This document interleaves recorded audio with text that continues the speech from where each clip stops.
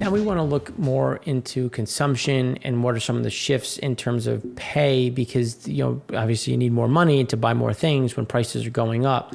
So this was an interesting chart looking at rising pay, and it bridges the gap between the end of the last segment into this one in terms of rising pay transparency, where a small but growing share of job postings are including wage ranges, because companies are so desperate to get people into the office and just to apply that you're seeing more and more of this disclosure from, if you look at March, June 2019 to March, June 2021, a lot of them have sign-on bonuses, other types of bonuses and incentives, and you're seeing that increase, especially when you look at truck operators and when you look at appraisers, adjusters. But more importantly, it's the mechanics and the operators, because there's just not enough. Now, speaking back to the most recent, when I was at a wedding this weekend, I was talking to my wife's uncle, who owns a appliance repair shop. He does a lot of the high-end equipment. He has contracts with Lowe's where if you have an issue, you bought an extended warranty, there's something wrong, Lowe's calls him, gets dispatched.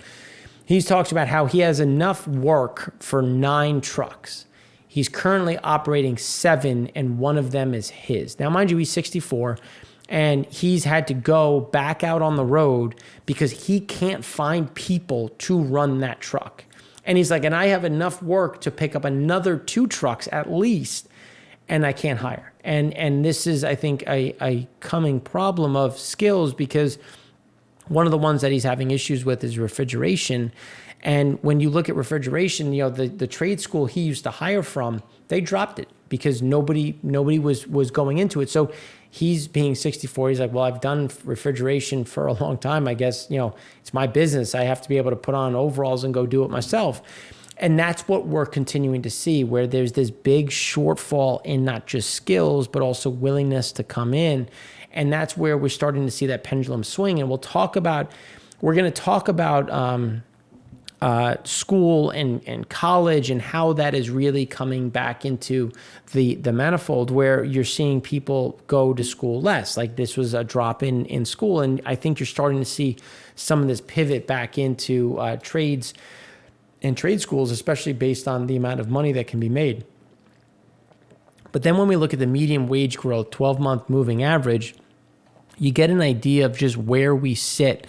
And when you look at all industries, I want to look at where wages are and look at how they've come down over that time period. So yes, you've had some. When you look at construction and mining, you're up and out. So that has continued to go up. But on manufacturing, remember, automation has been coming into the system. You've had a lot of offshoring.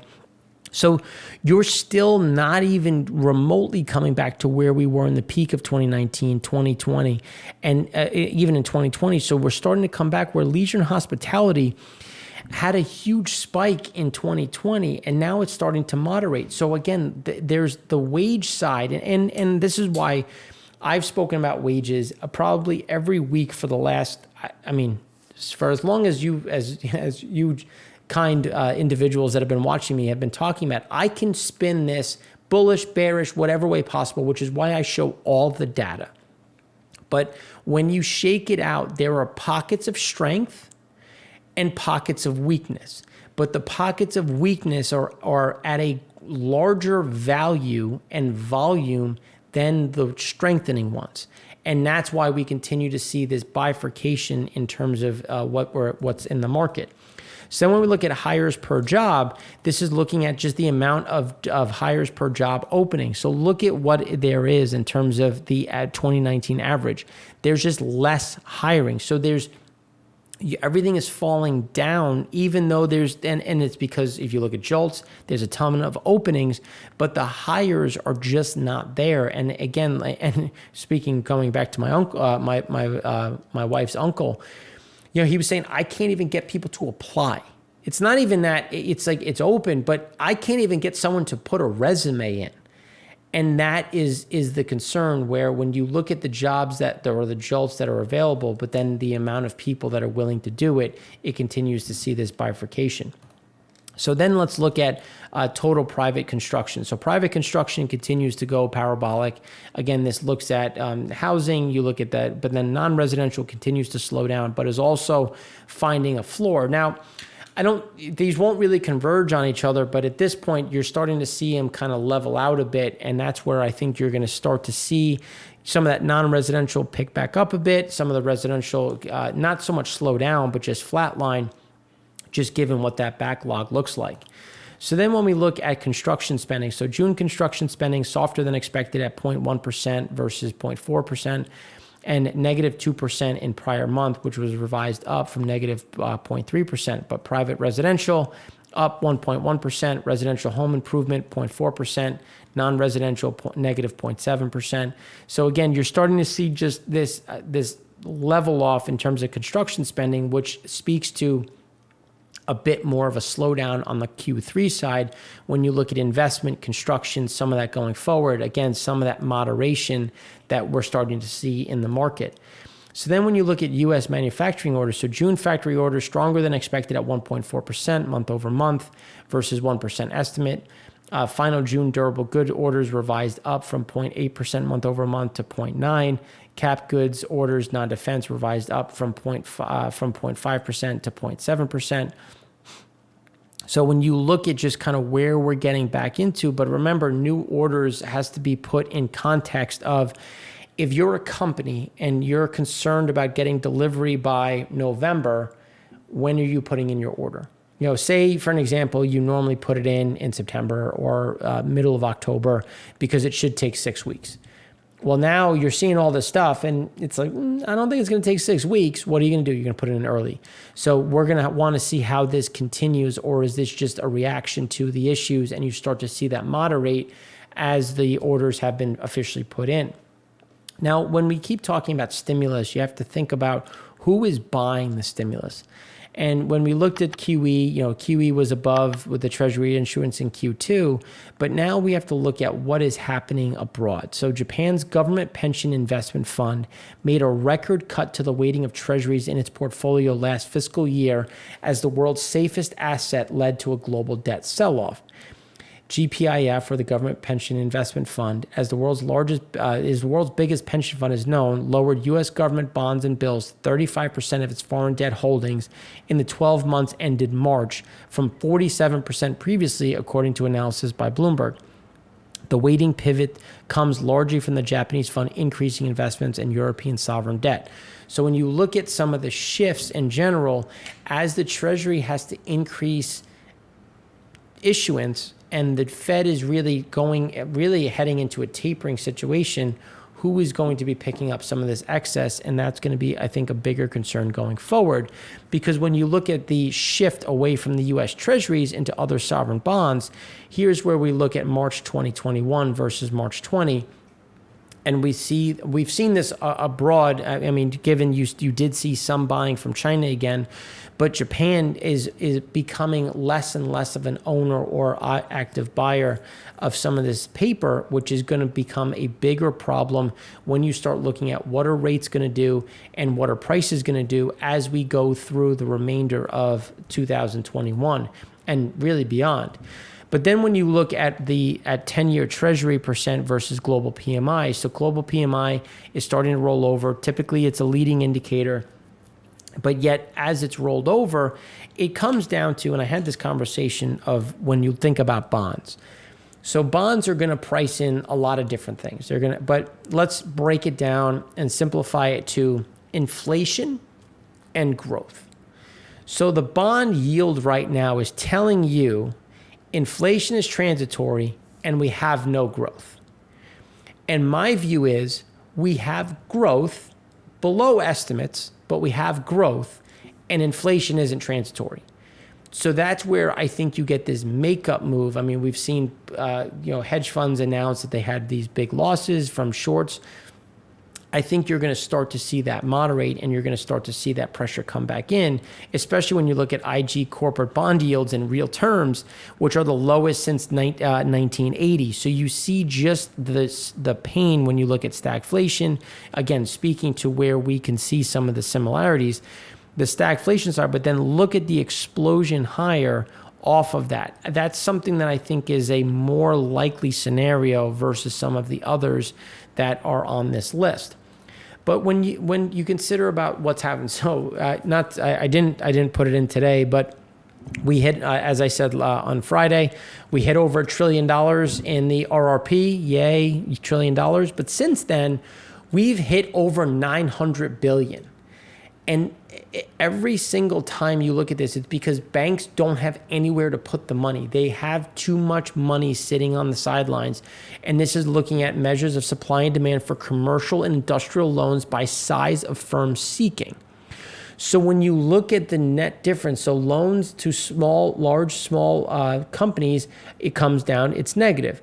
Net percent of domestic respondents increasing spreads of loan rates over bank cost funds. So when you look, everything's negative. Net percent of domestic respondents reporting stronger demand for commercial and industrial loans is starting to creep higher. Well, why wouldn't they? If it's easy to get it because you're requiring less and you're willing to essentially give me these great rates, of course I'm going to do something. But banks are struggling because it comes down to a loan to deposit ratio, where the deposits are growing because you have government transfers, you have the savings that we've talked about, but there's nowhere to put it. There's not that many loans. There's not that many companies that need it. So you're parking it at the Fed and it's doing nothing. That is why typically that is a point in time where you start to see an easing, you start to see that transition, which is something that we think is going to accelerate, or at least needs to accelerate at this point. So then when you look at loans and leases and bank credit, you can see it's slowing down because you're getting this pressure where, well, how many additional loans can I write at what rate before it becomes detrimental? Which is then when you look at commercial and industrial loans, you can see them all moderating. So they had the big spike in 2020, taking out these loans, trying to bridge them, trying to get to the other side. And now you're starting to see that roll back off and come much closer to what the trend line really is. So now let's take a break and look at velocity of money, because again, velocity of money is just a snapshot in time. So think about the numerator as how quickly a dollar moves through the economy, or GDP. So, and then that's the numerator. Then the denominator is money supply. So what do we know? We know that inflation is up. So technically that dollar should be moving through quicker because it doesn't go as far. And, you're starting to see that. But then you have the issue with the banks with the inability to cycle it back out. So there's a certain amount of deadening effect in the numerator. But then you look at the denominator. The denominator is just dictated by this red line. So what have we done? We've exploded the denominator. We have increased the denominator, the size of the money stock, exponentially since the beginning of 2020. And look at what it's done to the velocity of money. They have gone inverse. And that's what I've been trying to explain. When you look at the velocity of money, look at the money stock growth and look at what the velocity has done. There's no velocity because this is essentially telling me the numerator. So all of this additional money has done nothing to grow my numerator, because if it was, this would be, the velocity of money would be flat because it would be offsetting. Instead, the velocity of money is falling because I'm saturating it with more dollars and there's just less movement because there's so many dollars to move through that it just gets gunked up. So again, this is speaking to the moment we cut this, the moment this M2 falls, this denominator starts to shrink, that's when you're going to start to see an acceleration in the money stock, the velocity of money. And that's why it's very important to consider what that means. And it's just a snapshot in time. And it's showing you just how broken this situation in the economy really is, and just how much legs, because you could say, well, this is showing that there's no inflation. It's like, well, break it into its pieces. Of course there's inflation, but when you're saturating the denominator or the money stock, it's easy to hide. So then when you look at liabilities, this is just showing you just the amount of stimulus that continues to sit as when you look at the reserves, when other factors draining reserve balances, this is just showing you what is being parked in the Fed right now. So then when you look at the S&P 500, M2 minus nominal GDP growth. So when you look at the nominal side, you should see some of this slowdown, but obviously the S&P likes to be the S&P. This is just another little like kind of flag on positioning in general as we go through the remainder of this year. But then when you look at ISM manufacturing, so coming full circle, again, leading the second segment into the third, well, let's look at what contributed to the ISM manufacturing, because we've talked about all these issues.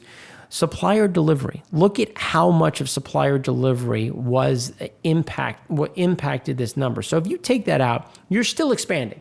I am not saying you're not expanding, but you're expanding at a much lower normal rate versus what would be implied. And you look at when you look at new orders, which have come back up, production, employment, which has started to tick back up. But again, it's still not enough to get us to where we need to be based on the amount of inflation that we've put into the market. So weaker than expected July ISM manufacturing, 59.5 versus 61, and 60.6 in prior months. So new orders, which is the purple, down but still strong.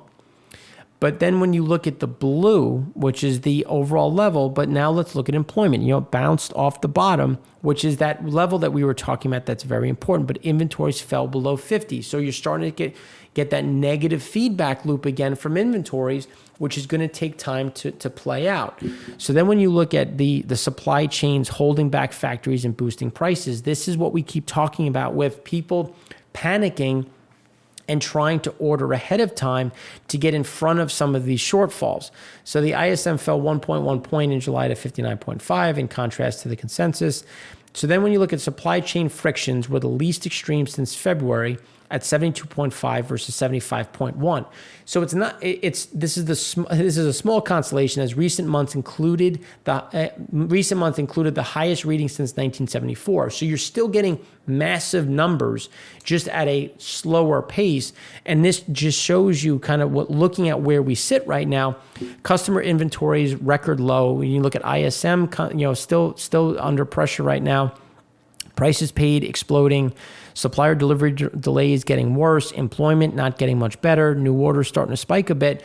But inventories and new orders, that you need to start seeing new orders because inventories are so low. So you have individuals that are essentially sitting there saying, I need to blink and I need to buy. So when you look at and we talked about this in June and in July, you have a choice, right? So let's look at lumber just to simplify it and give an example. Because even though lumber has fallen in price, somebody still bought it at that price. So you still have inventory that on your books is worth what you paid. So how much of that loss are you willing to eat? And how much can you pass on?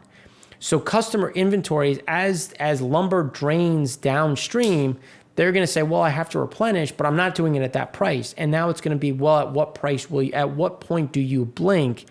And customer inventories, again, getting so low, they're like, fine, I'll take a new order, pass through, and then it's going to be a matter of that slow recovery on inventories that we keep talking about as they try to manage their price and how much of that can actually get passed through the system.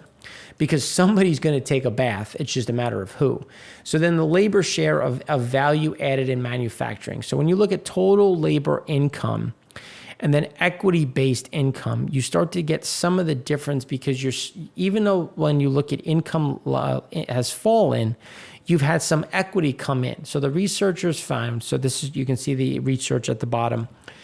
The researchers find that 78% of equity-based pay now goes to employees below the level of executive suite, and that human capitalists own a 10% stake in the public companies analyzed, including equity-based compensation reduced by nearly a third the decline in the wage-only income as a share of value added since the 1980s.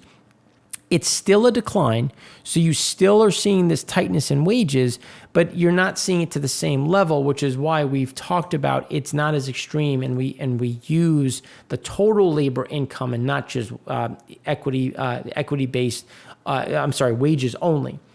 So even after equity-based compensation is factored in, labor's share of corporate earnings has shrunk in recent decades, but the gap is far more evident among lower-skilled, wage-dependent workers. So again, if you're not getting equity, this just shows you're even poorer than before. Plus, you have to factor in that your prices are going up. Again, wages and prices, which is why we talk about this so specifically. The augmented by stock options, capital gains, and dividends, the high-skilled share of total labor income increased from 46% at the start of the 1980s to 58% today, while the employment share of high-skilled workers remained flat at 30%. The increased prevalence of equity-based compensation has been a win-win for high-skilled employees and employers. These workers benefit from lower tax rates and on capital gains after exercising stock options, and firms use the prospect of stock grants as an incentive for retaining prized employees. Further, substituting equity pay for wages historically reduced reported labor costs and boosted annual earnings. The researchers estimate that 91% of equity pay has been used to replace wages rather than as compensation for increased productivity. So then when we look at the Bureau of Labor Statistics, employment cost has come down. And this is where it's like, well, I thought it should be rising based on wages. But again, this is where we're getting some of this flatlining over this period of time. So then when you look at the ISM report on business customer inventories, this just shows, going back to 1997, inventories are at the lowest they've ever been, speaking to they need to buy stuff to try to replenish, but you need raw materials to do that. You need to hire people. You need the assembly line to be operating, which again leads to this extended problem that we keep seeing, where production has come down. Employment, you see that little bounce in employment, but look at that production number. The production has started to slow. But you have prices paid normalizing a bit, but inventories, because prices paid is coming down just a little. Obviously, you get this little balancing act as supplier deliveries has gotten a little bit better, a little bit of a benefit, but they're still at these elevated levels as we continue to talk on their problems.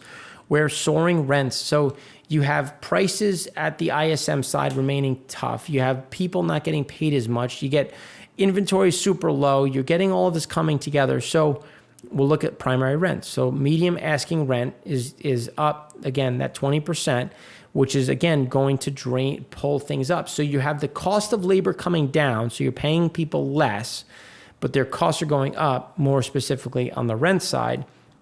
And then when we look at the Atlanta Fed sticky CPI at 2.7%, and then the flexible CPI at 13.7%, one is going to become the other. And the key to watch for inflation moving forward, flexible CPI has surged, highest since 1980, but sticky CPI is sitting at 2.7%, still below February 2020 levels. In 1970s and 80s, both gauges moved, but they moved at delayed rates. So this is the one where I think sticky, and this is going to come back to rent, come back to some of these stickier things are going to take time, but it is going to transition as it continues. Now, one of the big things that's going to be an issue when you look at the level of net exports of services and goods and services, this is another overhang for GDP because our trading, we've outsourced. We have offshored all of these things for cost reasons, for benefit, and now we have to buy them back, and their PPIs are going higher. So we're beholden to a higher price, which again is only going to support inflation, but this is also a net drag on GDP. But when you look at the survey, it was supposed to be at negative 88 billion, negative 880 billion. Balance. So a survey of negative 88 billion, instead it came in negative 91.2 billion, almost a record high, just shy of the record. But you're continuing to see this pressure as our imports continue to surge up. But then when you look at business spending, so how are businesses spending? So U.S. businesses spend on IP, intellectual property equipment, not structures. So IP, automation, all of these things, and equipment, again, trying to make things more efficient. And this also reduces the need for employment, or at least you can hire people at a lower wage. Capital goods, new orders, you can see them shifting higher. This is, again, a mixture of value versus volume, where volume is still high, but value is also going up because there's a certain amount of cost that continues to get pushed through.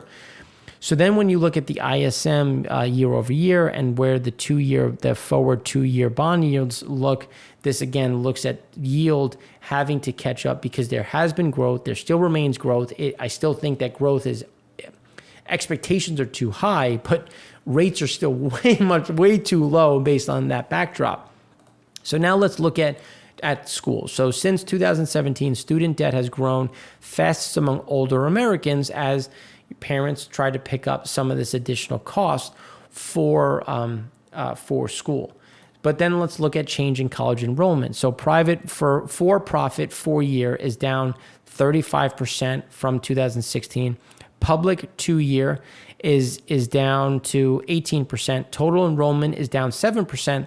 Public 4-year is down about 3%, and private nonprofit 4-year is up slightly at 3%. So net, you are getting a big shift in the way people are enrolling in school because the cost is just so egregious and enormous, people don't have the capacity to continue to pay. So then when you look at contributions to real GDP, this is what we keep talking about. So inventories keep falling. That's a net negative in terms of, at some point it's going to have to be refilled, but they keep pulling down. Government consumption expenditures and investments is going to become a bigger issue when you look at the cut of new savings, new stimulus, government transfers, and then that's going to be a net negative on residual GDP. So again, these are going to continue to be overhangs into the future. And if you look at after GDP growth peaks in mid-2021, and it already did peak, even Goldman Sachs is coming out and saying that they expect to see a decelerating situation, even though they were big swing and a miss in Q2. I think they're going to have a big swing and a miss in Q3.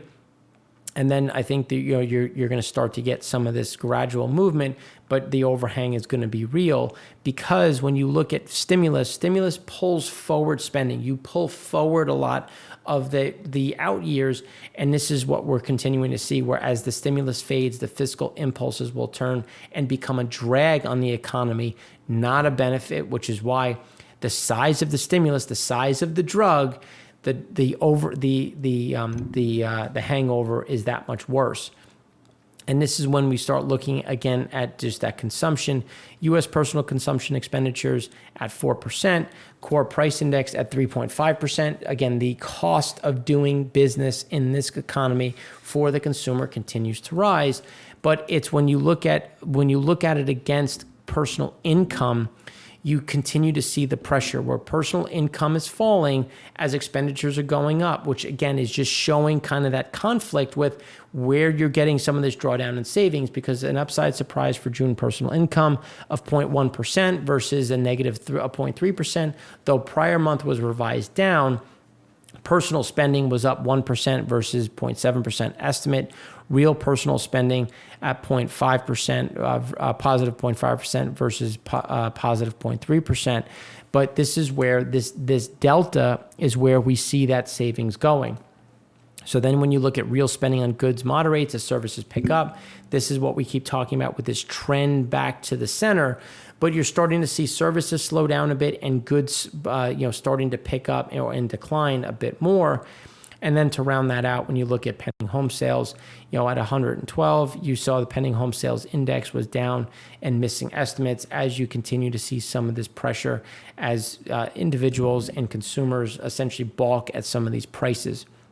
So that kind of wraps up in different ways, trying to piece it all together, some of the pressures that remain in the system. And this is what we continue to see and what we think is going to become a bigger problem going forward when you look at income, wages, and again, inflation. Now, in the next segment, we're going to do a deeper dive on Europe and what some of those different data sets are telling us about the European recovery.